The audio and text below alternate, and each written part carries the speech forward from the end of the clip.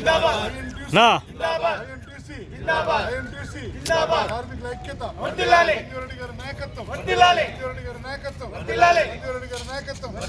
కార్మికులపైన వేధింపులు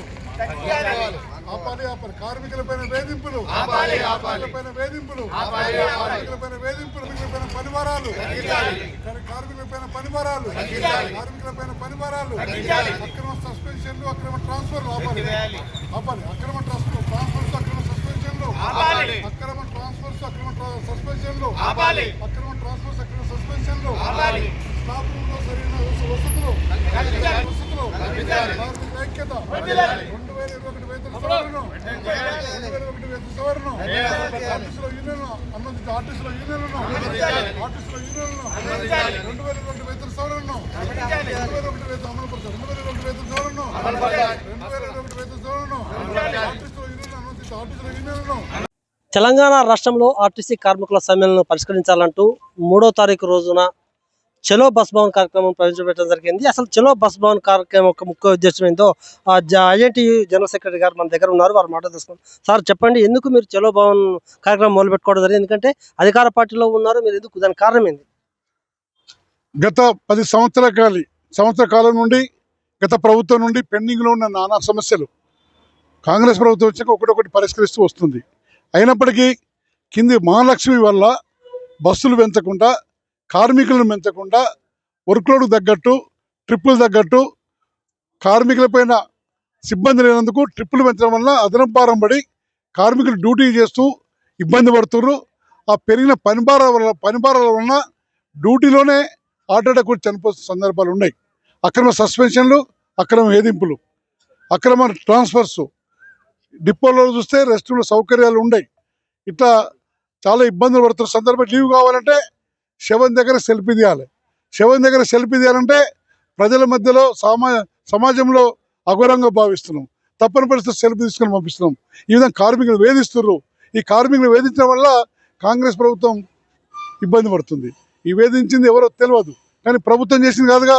అలా ప్రభుత్వం కూడా అన్ని చేసుకుంటూ వస్తుంది. ఒక పే స్కేల్ ఇచ్చింది, బాండ్ డబ్బులు ఇచ్చింది, అలాగే డిఎల్ ఇచ్చుకుంటూ వస్తుంది, పిఎఫ్ డబ్బులు ఇస్తుంది, సీసీ డబ్బులు ఇస్తుంది, కారు నియామకాలు ఇచ్చింది, మెడికల్ ఎంప్లాయ్మెంట్కి ఉద్యోగాలు ఇచ్చింది. కానీ ఇవే సరిపోవు, మిగతా సమస్యలు పరిష్కరించాలి.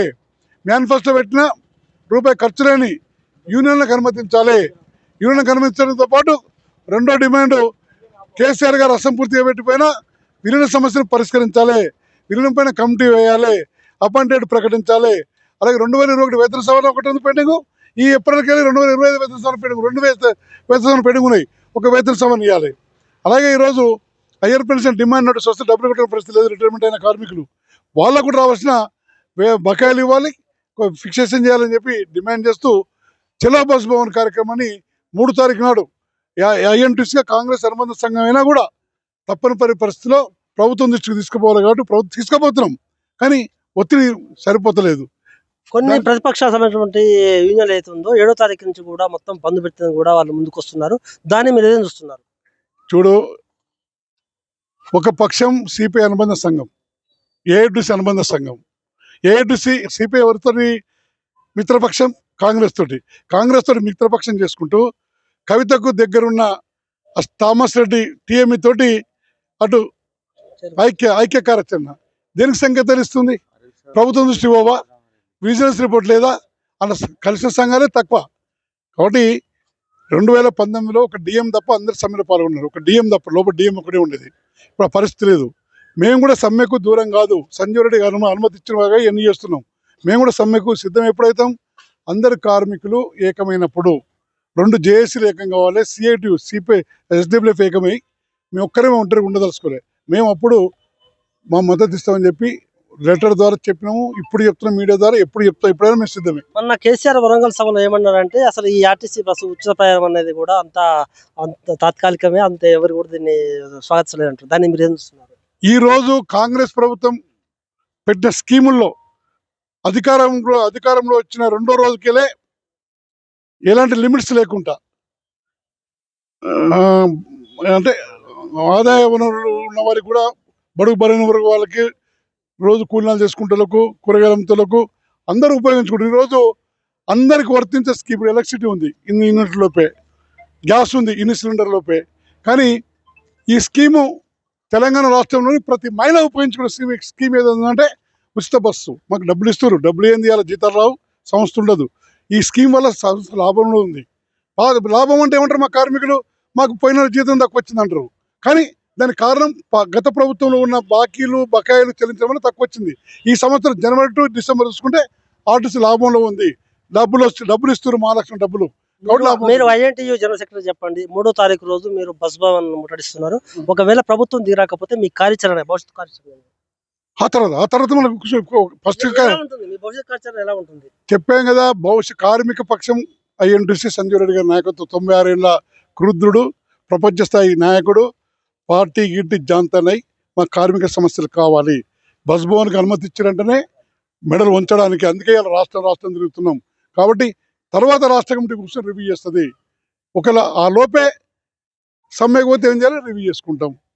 ఇప్పుడు మీరు చెప్పారు ఈ మహాలక్ష్మి బస్సులు చేపట్టి ఎవరు కండక్టర్ కావచ్చు, డ్రైవర్లు కావచ్చు, లేకపోతే స్టాఫ్ కావచ్చు, అల్పేయరగని విధంగా పనిచేస్తున్నారు. వాళ్ళందరికీ కూడా మేలుకొని పనిచేస్తున్నారు. ఇప్పుడు దీనివల్ల ఇంకా కొత్త రిక్రూట్మెంట్ చేసే అవకాశం కల్పిస్తున్నారు ప్రభుత్వం. కొత్త రిక్రూట్మెంట్ పోయిన పార్లమెంట్ ఎలక్షన్ తర్వాత శాంక్షన్ ఇచ్చింది ప్రభుత్వం. కానీ వర్గీకరణ వల్ల అన్ని ఉద్యోగాల్లో పెండింగ్ పెట్టారు. ఇది కూడా జాప్యం కావడానికి కేసీఆర్ కారణం. గత దశాబ్ద కాలం 70 ఏళ్ళకి వెళ్ళి ఆర్టీసీలో డిఎం స్థాయి, ఆర్ఎం స్థాయికి వాళ్ళు పిఓ రిక్రూట్మెంట్ చేశారు, డ్రైవర్ కండక్టర్ని. కానీ కేసీఆర్ గారు డ్రైవర్లని మొత్తం పోలీస్ రిక్రూట్మెంట్ బోర్డు చేయాలి, తర్వాత టీజీపీసీసీ పిఎస్సి మిగతా పోస్ట్ చేయాలని చెప్పి మార్చడం వల్ల వాళ్ళ పని ఒత్తిడి వల్ల డిలే అవుతుంది తప్ప చిత్తశుద్ధి ఉంది కాంగ్రెస్ ప్రభుత్వానికి. 3000 పోస్ట్ ఇస్తుంది. అందుకే కండక్టర్లు లేకపోవడానికి కారణం, కండక్టర్ కారు నియామకాల ద్వారా చనిపోయిన పిల్లలకు ఇచ్చారు. మెడికల్ అనిపోయిన వారి పిల్లలకు కండక్టర్ ఉద్యోగాలు 2000 మంది వరకు ఇచ్చారు. కాబట్టి కండక్టర్ ఉద్యోగాలు లేవు. ఐజెన్టీయూస్ జనరల్ సెక్రటరీ మాట్లాడుతూ ఖచ్చితంగా కాంగ్రెస్ ప్రభుత్వం మాత్రం మా ఆర్టీసీ వాళ్ళకి మాత్రం మేలు చేస్తుందని చెప్తున్నారు. అదేవిధంగా అంతేకాకుండా కూడా ఖచ్చితంగా మాత్రం 3వ తారీఖు బస్ భవన్ ముట్టడిస్తామని చెప్తున్నారు. బస్ భవన్ ముట్టడించిన తర్వాత కనుక ప్రభుత్వం దిగరాకపోతే ఖచ్చితంగా స్టేట్ బాడీ కూర్చొని ఖచ్చితంగా చర్చిస్తాము, ముందుకు ఏ విధంగా ఉండాలని వాళ్ళు నిర్ణయం తీసుకుంటారట. అదేవిధంగా అంతేకాకుండా ఇప్పటికే కాంగ్రెస్ ప్రభుత్వం మాత్రం 3000 ఆర్టీసీ పోస్టులకు ప్రభుత్వం గ్రీన్ సిగ్నల్ ఇచ్చింది. ఖచ్చితంగా ఎవరికి కూడా ఇబ్బంది లేకుండా ప్రభుత్వం చూస్తుందని కూడా ఐఎన్టీసీ జనరల్ సెక్రటరీ రెడ్డి గారు పేర్కొంటున్నారు.